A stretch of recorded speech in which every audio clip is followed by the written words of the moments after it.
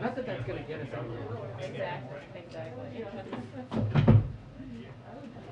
I think he was sending to you for...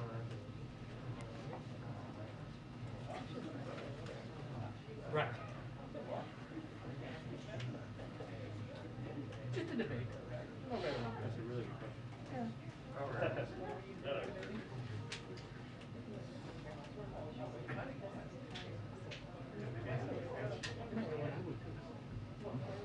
I didn't know if there was, I just didn't know if there was a... No. I just wasn't sure if there was like a... Just to throw her off. Had it just left over time,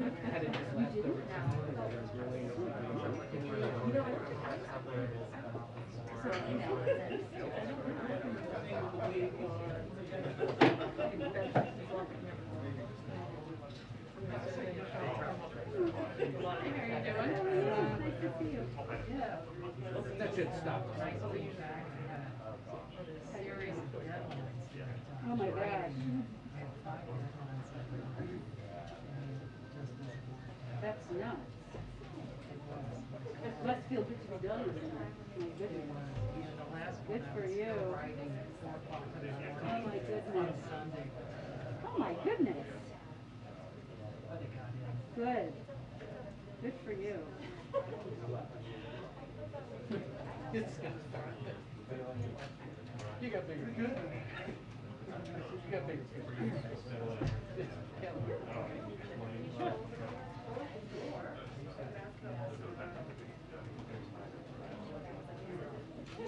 Hi everyone. Hi. Good afternoon. Okay. A couple of items for you at the top. Today we learned that retail sales increased by 3.8% in January, exceeding expectations. The strong inflation-adjusted increase reflects the resilience of the economy, even in the face of Omicron. Compared to this time last year, sales at grocery stores, restaurants, and clothing stores, among others, increased, underscoring the strength of the American economy as we recovered from the pandemic. This data builds on the historic economic progress we've seen over the last year and an extremely strong jobs report last month despite Omicron, which was well above expectations. In 2021, the economy created 6.7 million jobs, the strongest year of job growth on record. The unemployment rate declined more than any year on record, and we achieved a 4% unemployment rate years earlier than previously projected, thanks to the American Rescue Plan. Small business applications and inflation-adjusted household income are both up, and child poverty and hunger are down. We're obviously going to continue to build on this progress. Second, today we're marking 60 days of action strengthening America's trucking workforce. This is not just about recruitment, but also retaining truckers to ensure we can move more goods around the country and lower costs for the American people. Over 70% of all goods in America are shipped by truck, and America's trucking workforce plays a critical role in the supply chain and the broader economy. But outdated infrastructure, the pandemic, and a historic volume of goods moving through our economy have strained capacity across the supply chain, including in trucking. 2 months ago, the President launched a multi-agency effort to support and expand access to quality truck driving jobs now and in the years ahead. While more work remains, we have made remarkable progress in the last 60 days. We have expanded registered apprenticeship programs. We've launched the Safe Driver Apprenticeship Pilot to connect American adults under 21 to good-paying jobs in the trucking industry. We've cut red tape so it's easier for drivers to get commercial driver's licenses. And we've met with veteran service organizations representing nearly 4 million veterans to discuss ways the administration and industry can attract, train, place, and retain veterans in trucking jobs. And we will announce the results of the Labor Department's 90-day apprenticeship program, of course, after the next 30 days. This week, Secretary Buttigieg will also sign the charter document for the Women of Trucking Advisory Board, which will provide recommendations to address challenges facing women in trucking, such as barriers to entry, on-the-job safety risks, workplace harassment, mentorship, and more. Finally, a very quick preview for the President's trip to Ohio tomorrow. It's been just 90 days since time flies since the president signed the bipartisan infrastructure law, and tomorrow he will be traveling to Lorain, Ohio, and deliver remarks on how the bipartisan infrastructure law delivers for the American people by investing in cleanup and restoration efforts in the Great Lakes region and surrounding waterways. These investments will allow for a major acceleration of progress that will deliver significant environmental, economic, health, and recreational benefits for communities throughout the region, including helping people in the community access clean water. So those of you going to Ohio, now you have a little more detail. Go ahead, Darlene. Thank you. One, are there any plans being made for the president to meet with Republicans on the Senate Judiciary Committee as a group, the same way he met with Democrats on the committee last week? Sure. So he's continuing to engage with Democrats and Republicans about his Supreme Court process. I don't have anything to preview or project in terms of a meeting with the Senate Judiciary Republicans. Okay. Second question, is there a date for when the president will send his FY23 budget proposal to the Hill? I don't have a date either for you at this point in time. I think Shalonda Young has conveyed it was expected to be after the State of the Union. Okay. And then the last question is, with the Vice President getting ready to go to Germany for the Munich Security Conference, can you talk a little bit about what her marching orders from the President are, and will she be going with any deliverables or any concrete proposals specifically to help Europe deal with its energy and natural gas needs? Well, she will be traveling, as many of you have been following this know, to Munich, Germany to attend the February 18th to 20th Munich Security Conference. She will build on the President's and the national security team's intensive engagement with European allies and partners, and emphasize and continue to emphasize with our partners our ironclad commitment to our NATO allies, underscore our commitment to Ukraine's sovereignty and territorial integrity, and reaffirm our shared interest in upholding the principles that have underpinned European peace and security. She'll be participating in the formal program of the conference, as well as engaging with allies and partners and meeting with leaders on the margins. I know her team is planning for a preview call for all of you, I believe later this evening, to give you more details of those bilateral meetings. But I would say in terms of her engagements and what the President expects, he expects and knows, given she is the first in the room and the last in the room, that she will continue to convey to the rest of the world, again, our ironclad commitment to our NATO allies, our commitment to defending the territorial integrity and sovereignty of Ukraine, and our commitment to putting in place severe economic consequences should Russia invade. Thank you. Go ahead. Thank you. Can you comment on Russia's investigation into claims of alleged mass graves of civilians supposedly killed by Ukrainian forces in the Russian-controlled regions in eastern Ukraine? Do you believe this is part of the false flag operations that you've been warning of? Sure. Well, let me start by saying, as you heard the President say yesterday and Secretary Blinken earlier today, we're in the window where we believe an attack could come at any time, and that would be preceded by a fabricated pretext that the Russians use as an excuse to launch an invasion. And we've seen, and we've talked about this a bit in here, we've seen these tactics used in the past. So those could include, but not be limited to, the report you just referenced, claims of provocation in Donbass, false state media reports, which I think everybody should keep their eyes open and aware of that potential, faked videos, false accusations about chemical weapons, or accounts of attacks on Russian shoulders that have not actually occurred. So there could be a range of false flags and pretexts that we would expect would precede an invasion, and again, we remain in that window. And can you provide any update on the intelligence assessment of who was behind the cyber attacks of Ukraine's Ministry of Defense and certain banks yesterday? Can you as officials say that Russia was behind the attacks? We don't have any new details on an attribution. Cyber attribution takes time, in part because adversaries usually try to hide their tracks, and it takes time to gather and analyze relevant information. And these types of incidents, DDoS incidents, can be particularly harder to trace.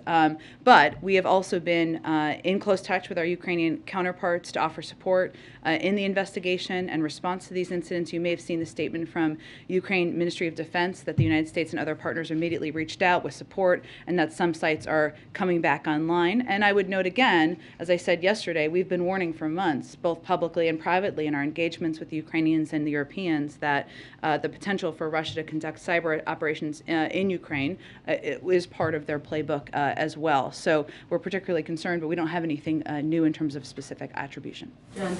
Oh, go ahead. Okay, are you done, Mary? Yeah, go Okay. Didn't mean to interrupt. So polite. Go ahead.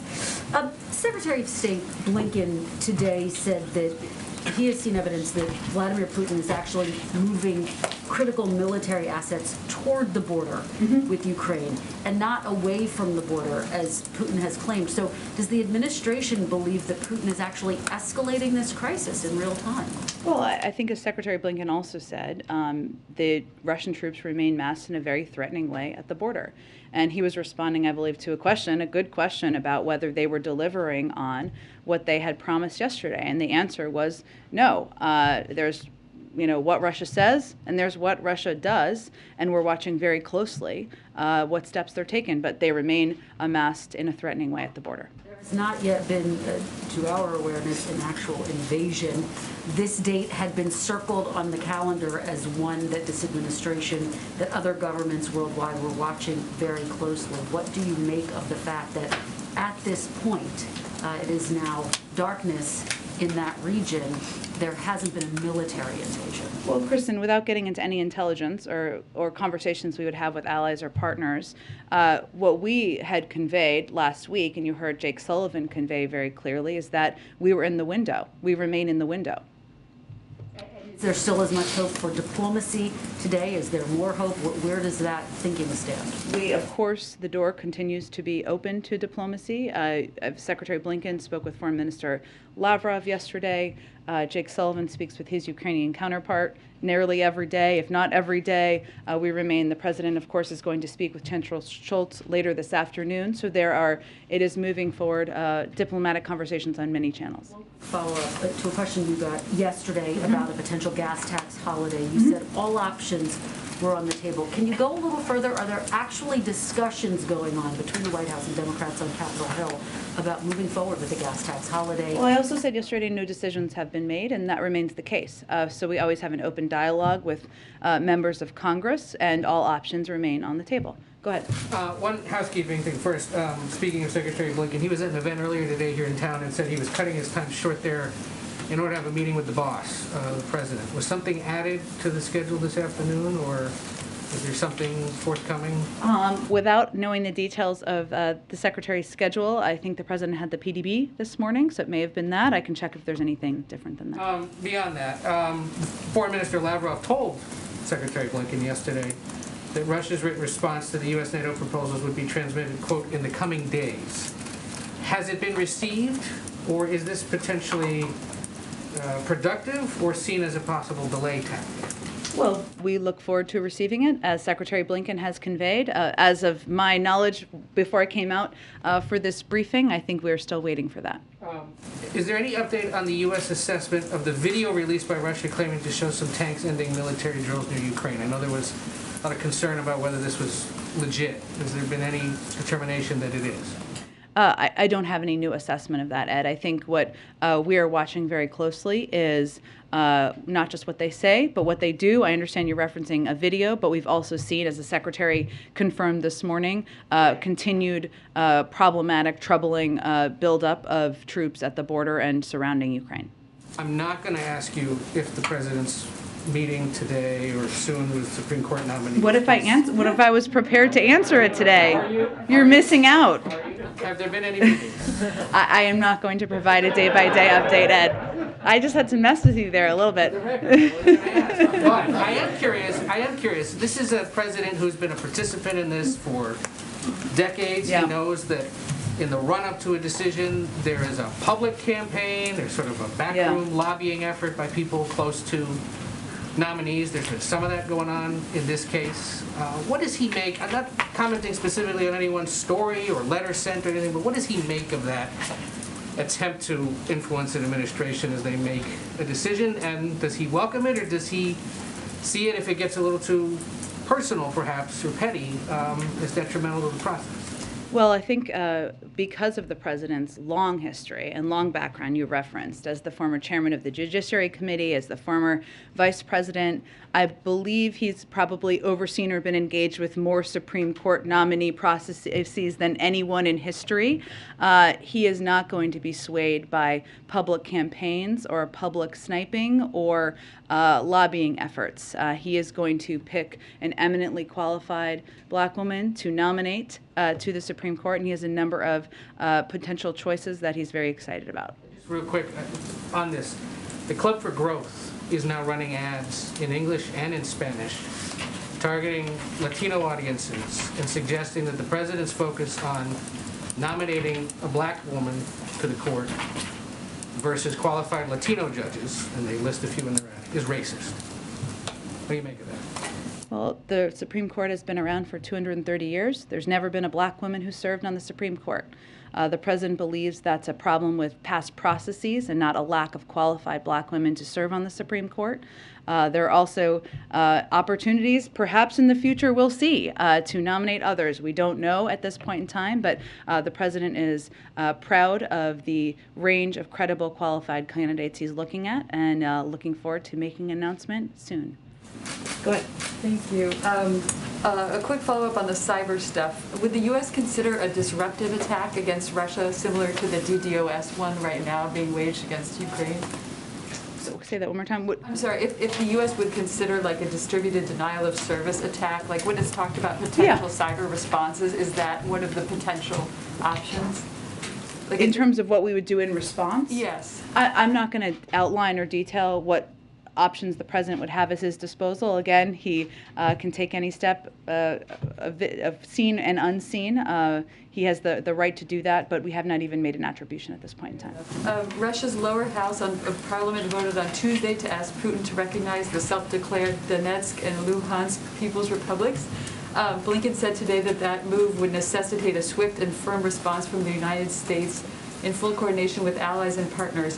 What might such a response look like? Sanctions, export controls, what kind of? There's a range of options we have at our disposal. I'm not going to outline those from here, but I would also just reiterate a couple of points that Secretary Blinken made in his statement, which includes the fact that the Kremlin's support of this amounts to the Russian government's wholesale rejection of its commitments, its own commitments under the Minsk agreement, which is certainly the reason to have such a strong reaction to it from the Secretary of State. An enactment further undermines Ukraine's sovereignty and territorial integrity, constituting a gross violation of international law. So hence we have, as you said, he conveyed in his statement, that necessitates a swift and firm response from the United States in full coordination with our allies and partners, but I don't have anything to preview at this point in time. Quick follow-up on oil. CNN is reporting that NSC Middle East Coordinator Brett McGurk and State Department Energy Envoy Amos Hochstein are in Riyadh today. Thank you for that. Because you have to restate his name on television. Amos are in Riyadh today to press the Saudis to pump more oil. And I wondered if you could confirm that. I can confirm they are on a trip. There are a range of topics to discuss, including Yemen. And as you know, we engaging with our partners around the world about ensuring supply meets demand as part of our objective from here as well. And that that's one of the objectives of the meeting as well? I don't have more details on the meeting at this point in time. Go ahead. Thanks, Jen. The Secretary of State said today that they've not seen meaningful pullback by Russia when it comes to the forces that they put on Ukraine's border. What would meaningful pullback look like to the United States? Well, I'm not going to define that by troop numbers. I think we will know it when we see it, which is a verifiable reduction of troops at the border of Ukraine. But you're not looking at a certain metric or anything like that? Nothing that I'm going to outline from here. The president updated the number yesterday, changing it from about 130,000 we believed that Russia had amassed on the border to closer to 150,000. How long does the United States believe Russia can maintain that kind of a force posture? Well, he also said, including in Belarus and encircling Ukraine as well, to be clear. In terms of their ability to maintain that, I'm not going to get into intelligence from here. But there's no judgment on... Nothing I'm going to outline from here. Okay, my last question. On the CIA station that is being relocated closer to the border with Poland, outside of Kyiv, does the U.S. have concerns that that will affect their ability to be able to track Russia's movements from We Ukraine? have a lot of intelligence questions today, which is absolutely fine, but there's nothing I can detail on that from here either. But no concern that them moving the CIA station out of the capital is going to affect I'm just that? not going to speak about our intelligence processes in Ukraine or in the surrounding area from here. Go ahead. Thanks, Jen. Following up on Kristen's question, obviously the invasion didn't happen today. Pentagon was eyeing today as a possible date that we could see some sort of action, some sort of invasion. Does the White House think that Putin could be bluffing About what? about his intention to Not move invade or forward? to invade? Well, either way. Well, President Putin has said he doesn't intend to invade. We've also said he's prepared to do that and has lined up troops at the border to invade. So I don't think we are waiting for President Putin's comments to assess what is being prepared around the border. Do you think that your efforts to put all of this intelligence out about his, what might happen next might have deterred something that we could have seen in the last 24 hours? Well, that's part of has been part of our objective overall, Jackie, right, is to make it more difficult for the Russians, for President Putin to lay a predicate for war. And our objective is to try to avoid war, prevent war. Now, it's ultimately up to President Putin to decide what steps he's going to take. But putting out specific details about the types of false flag operations, their efforts to push misinformation through Russian media, the types of tactics they've used in the past, that's all a part of our effort to make it more difficult for them to use these tactics and keep the eyes of the global community open. Has this whole standoff underscored the importance of NATO allies spending 2% of their GDP toward defense? Is that something that the White House will be pressing in the future from our allies? That's something that the president pressed for when he was vice president. And then can I ask about a second topic, the Durham investigation? Durham says there was an outside company with ties to the Clinton camp monitoring server data info on the executive office of the president through the Obama administration, possibly into the Trump administration. Do you know if there's still a system picking up server data on the EOP, and if not, when it stopped? Again, I know you asked my colleague a few questions about this the other day, but I would point you any questions about this to the Department of Justice. And then is what was described in the filing there, monitoring internet traffic, is that, generally speaking, would that be considered something along the lines of spying? Again, I would point you to the Department of Justice. Go ahead. Jen, thanks. Is the U.S. confident at this point that all intelligence and sensitive material has been removed and destroyed from the U.S. Embassy in Kyiv? There's obviously steps every embassy takes when they move or relocate, but I'm not going to get into those details from here. I'd point to the State Department if there's more they'd like to share. And oil prices are nearing $100 a barrel. It's a milestone that hasn't been reached since 2014. What steps is the administration taking at this point to deal with high oil prices? Have you been talking to allies about a coordinated global release of oil? We have been in touch with allies and partners, suppliers out there on the global stage for weeks now in preparation for a range of impacts of, in anticipation of an invasion or actually an impact of an invasion, both for natural gas and oil prices on the market. We will continue those engagements, of course. As I've said, and I said yesterday, for the president, all options remain on the table. As you know, in the past or recent months, he tapped the Strategic Petroleum Reserve, 50 million barrels. Those have been released over the course, or 40 million of them, I think, to date, have been released over the course of time. We also remain, of course, engaged with Congress and countries around the world about how to meet the demands out there. One more. The president urged Congress this week to act on gun control at the anniversary of the Parkland shooting. It's been 5 months now since David Chipman's nomination was withdrawn. What's the current timetable for nominating an ATF director? Well, we certainly would love to have an ATF director in place for the first time in, I think, a decade. Someone confirmed, and unfortunately, obviously, David Chipman was eminently qualified for the position and was not able to move forward. And the president would like to nominate someone to replace him, but I don't have anything on the timeline. Go ahead. In an effort to pry the window open a bit wider into the president's thinking on the Supreme Court. Sure. What is the thinking here about some of the pushback that's been aired on the left with respect to Judge Michelle Childs in South Carolina? Does the president reject that criticism that she has hewed too closely to corporate interests? Well, I think what some of the criticism I've seen out there is related to her labor record. If you look at South Carolina, the AFL in South Carolina endorsed her. and has been supportive of her. I think the president, in response, or just to go back to Ed's question, which I think is similar, the president is not interested in public griping or in lobbying campaigns or efforts to trash other candidates. He is going to keep his blinders on, look at the qualifications, the cases, the backgrounds, the credentials of these eminently qualified nominees. All of the ones he's considering would make excellent qualified Supreme Court justices, and that's where his focus remains. On background and qualifications, how important is it to the president that his choice have served as a public defender? Again, I'm not going to get into any more specifics of the qualifications. You have a short window left before you will know probably who he is selected, and you will have more, I'm sure, analysis to do at that time. Go ahead. Thanks, Jen. On the stalled Fed nominations in the Banking Committee, Chairman Brown said today that he's refusing to move the other picks separate from Sarah Bloom Raskin. He also said that he spoke to President Biden and that President Biden is standing by Senate Democrats on this. So is the White House backing that strategy of holding all the nominees up and essentially waiting for Republicans to show up at the Banking Committee to vote?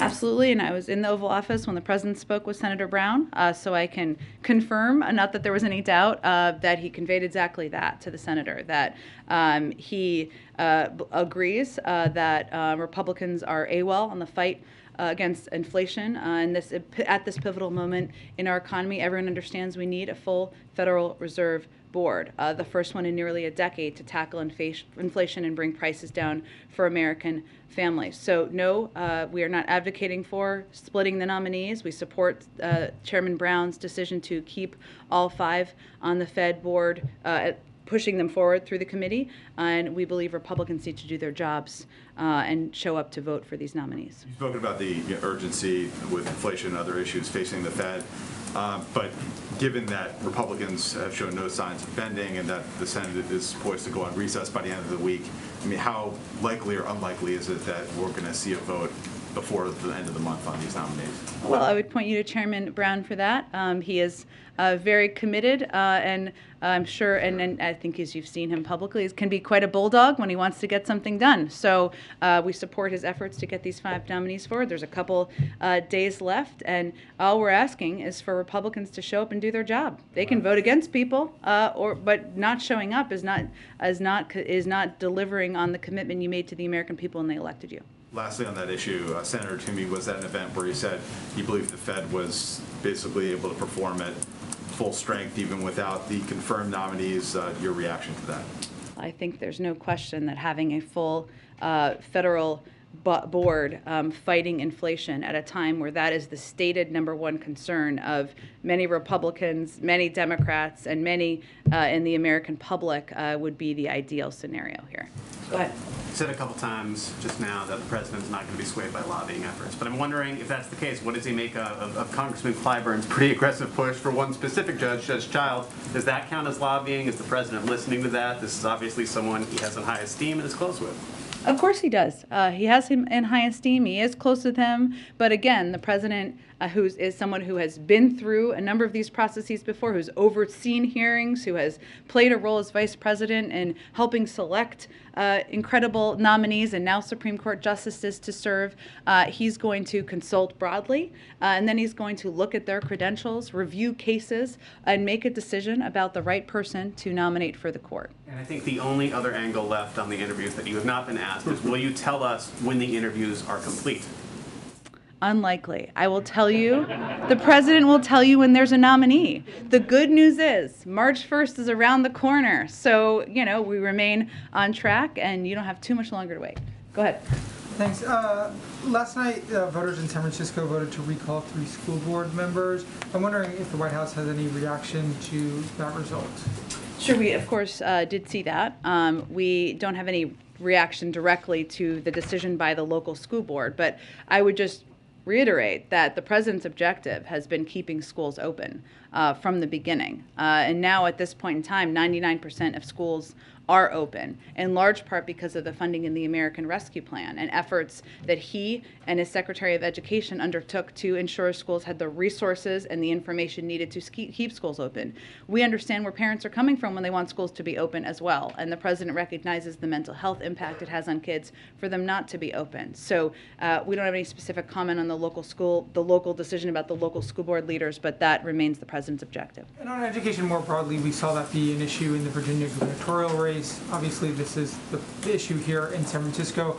I'm wondering what the White House or the President's message is to parents about, you address school reopening, but more broadly, some of the issues that we've seen play about equity, about curriculum play in some of these electoral races. Well, tell me more about specifically. In San Francisco, specifically, there was controversy over the renaming of schools. There in Virginia, conversations about critical race theory. I'm wondering whether the White House or the President thinks that some of these school boards, maybe in San Francisco and other places, have moved too far to the left, adopted liberal policies beyond what voters seemingly approve of, or just more generally, how the President thinks of education and some of these issues around equity and inclusion. Well, I would say first that the President is married to a teacher, so he certainly trusts in the role of teachers and educators across the country and the kind of curriculum that they are providing. I'm not going to have any specific comment on any local school board or the politics of school boards as it relates to any political race either, though. Go ahead. Okay, go ahead. Thanks, Jen. Going back to the Senate Banking Committee, would the White House support a rule change to allow the Senate majority to discharge a nomination directly from committee, as they do with legislation?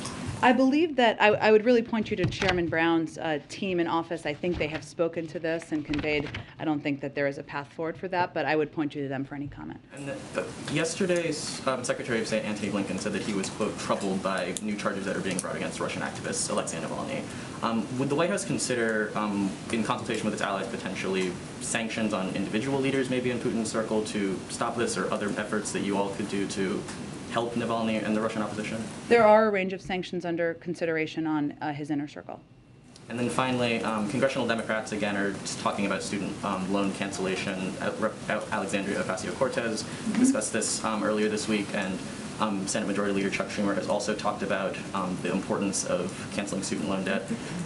Why is this not an issue that, with broad public support and support within its own party in Congress, has the President not worked or pushed harder on to cancel? Well, the President has conveyed he'd be happy to sign a bill into law that all of those members could work to get passed.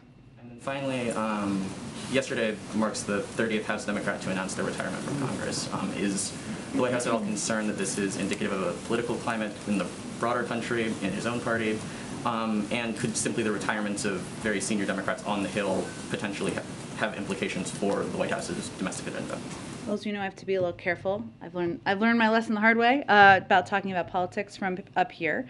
There are a range of retirements every cycle for a variety of reasons. And what we're focused on is working with members to deliver for the American people. And we expect that anyone who's going to be out there answering questions to people who may vote for them in the future, that they will hopefully talk about the work they've done with the President to create the greatest 12 months of job creation in our nation's history, the largest drop in unemployment rate on record, the largest reduction in childhood poverty ever, the strongest economic growth this country has seen in nearly 40 years. So there's a lot we're going to be focused on. The President himself has conveyed he's looking forward to being out there when it's time for a political season, but beyond that, I'm a little limited in what I can convey from here. Go ahead. I actually do have something. Okay. One thing. Go ahead.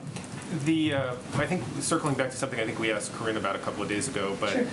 the mayor of the District of Columbia has announced that she's going to significantly reduce the restrictions, the COVID restrictions, indoor mask wearing, I think comes off at the end of the month. The requirement to show proof of vaccination has ended, I think, as of yesterday. The campus, the White House campus, is in Washington, D.C., obviously affected by the metrics that are around in terms of case counts and hospital counts and what have you. Does that, are you guys going to follow some of the recommendations that the mayor has put out, or are you going to wait for the CDC to make their recommendations before you change any of the activities on this campus? We'll wait for the CDC, and they've said, and I know you had a COVID briefing a little bit earlier today, that they're continuing to review mask guidelines and how different communities in the country should assess them, but we'll wait for the CDC to make any changes here. And on the Supreme Court, I think I've thought of one more way. Okay, go ahead. Which is only to say that when the president said the other day that he was considering about 4 nominees, did he mean 3? Did about 4 mean 3? The president meant about 4, and I don't have anything further to add to that. Go ahead. I'm sorry, I actually do have another way to get at that. Go ahead. With the president traveling tomorrow, could you rule out that the announcement would come this week, and would you flesh out more details on what you expect the announcement to look like? Sometimes we've seen them take place in prime time with events in the East Room. Is that what the president's looking at for his announcement? We don't have any details on that to preview at this point in time. I had to try. I appreciate it. Go ahead. And on the state of California, a couple of California-themed questions for you. So the EPA is finalizing a rule that would give California a waiver and the authority to set its own emissions standards. Why does the administration think it's important for California to have the ability to set its own emissions standards? This is a great question. I know I have something on this, but I don't have it in front of me, so let me get it to you after the briefing. Absolutely, and to follow up on that though, even with the waiver, California is expected largely to stick to the Biden administration standards, but the president has indicated in the past that he does look to California on these issues. So if California were to institute stricter standards, say on either heavy-duty vehicles, for instance, would that be something that the administration would seriously consider mirroring? It's a good question, but I don't have anything to predict or preview on that front. Obviously, the president's objective remains lowering emissions in the country and reaching his ambitious climate goals that he's set. But in terms of what future steps look like, I don't have anything to predict at this point. Last one on California, but not on emissions. Okay. President Biden has been supportive of Governor Gavin Newsom in many instances. Does he support Governor Newsom's decisions to drop the universal mask mandate in California, even as masks continue to be required in California schools? Well, there are a number of states who have made decisions, not just California, and announcements. And what we've said, and I can repeat, is that we will continue to look for and abide by CDC guidance from the federal government. That's what we will follow. But different leaders will make decisions based on what they think is best for their communities. Go ahead. Great, thank you. One more on SCOTUS. Okay. Try. Go ahead. It is a new tactical maneuver. Senator Grassley, the ranking Republican on the Judiciary Committee, today told reporters on the Hill that he is under the impression that President Biden is doing interviews this week. Can you confirm or deny what Senator Grassley said? We said as early as this week. That's all the detail I have for you. Afghanistan. This week marks 6 months since the withdrawal from Afghanistan. From this podium, Jake Sullivan told us that the commitment to allies there is sacrosanct. The administration committed to doing everything it could to get our allies out, but tens of thousands of allies, hundreds of thousands, if you include families, including SIV, people in the pipeline are still there and struggling. What exactly is the administration doing to get them out? Because on the ground and from Congress, my sources say they think you're doing nothing. Well, I would say that we have successfully helped, I can get you the specific number, but I believe it's hundreds, depart from Afghanistan. Partners, allies, people who have stood by our side since we withdrew from Afghanistan at the end of August. We've worked in partnership with allies and partners in the region, including the Qataris, where we have our diplomatic presence. We are the largest contributor of humanitarian assistance of any country in the world, which we continue to provide through proven third-party aid organizations as well. And flights just resumed, I think a couple of weeks ago, through Qatari Airways, and that will also play a role in helping. But we remain committed to working with our partners in the region and to helping those who want to leave Afghanistan who have been serving by our side for 20 years to help do that. Could you help me? I can follow up, get numbers on women in particular. I would point you to the State Department, and they would have any details on specific numbers. Go ahead. Thank you, Jen. The British Prime Minister said that Russia is sending mixed signals or messages. They said they're open for diplomacy and they keep on building the military backup on the border. Does the White House believe actually that the Russians are using deceitful tactics And can you update us on the talks in Vienna, or Iran talks? Do you think that we're closer to getting a deal? You yourself said that February is a vital month. This is crunch time. So on the first question, as Secretary Blinken said this morning, there is what Russia says, and then there's what Russia does.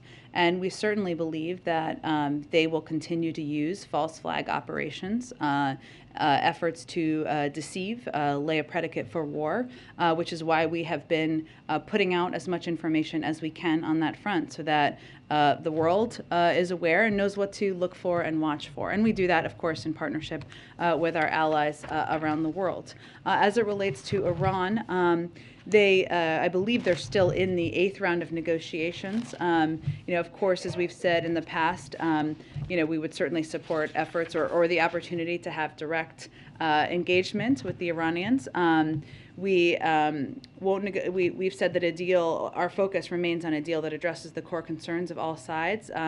And if it's not reached in the coming weeks, as we've said before, but this remains the case, Iran's ongoing nuclear advances will make it impossible for us to return to the JCPOA. So bottom line is, under the JCPOA, Iran's program was tightly constrained and monitored by international inspectors. Since the previous administration ceased U.S. participation, Iran has rapidly accelerated and reduced cooperation, and that is hence why we are where we are.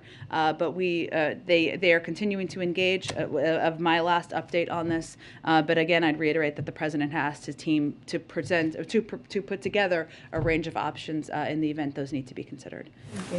Go ahead. Yeah, thanks. Jen, so on Monday was the 1-year anniversary of the Phase 1 trade deal with China going into effect. Written into that deal is very specific enforcement language.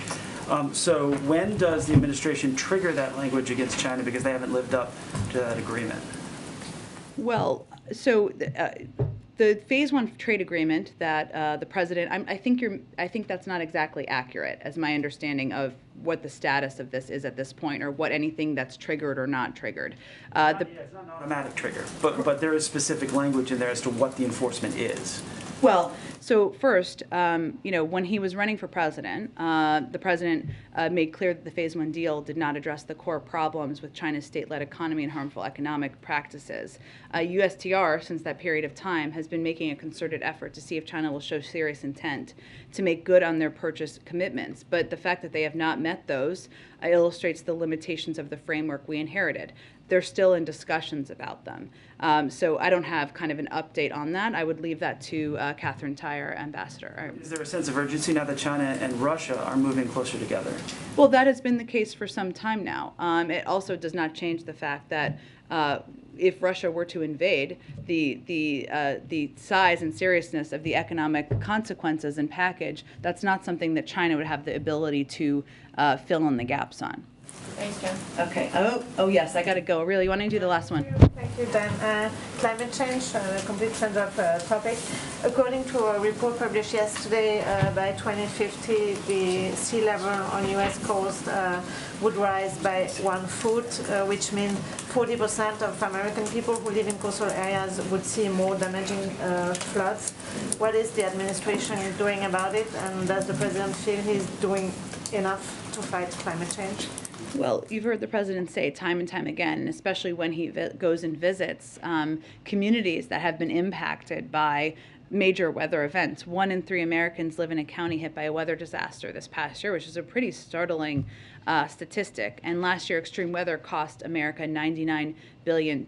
So we know climate change is real. Anyone who doubts it, that's further evidence climate change is real, and it's exacerbating the extreme weather conditions, and certainly this report is further evidence of that. What the president has done is, of course, work to pass the bipartisan infrastructure law, which a lot of people focus on roads, rails, and bridges, important parts, but it also has an enormous investment in strengthening our nation's resilience to extreme weather and climate change while reducing greenhouse gas emissions, replacing lead pipes, so everyone has access to clean water. And we've also been mobilizing an all-of-government approach to deploy and implement critical clean energy projects. But I would also note that this is one of the reasons the president is going to continue to press for key components of his agenda, his Build Back Better agenda, including a historic investment in addressing the climate crisis. Thanks, everyone. See you tomorrow.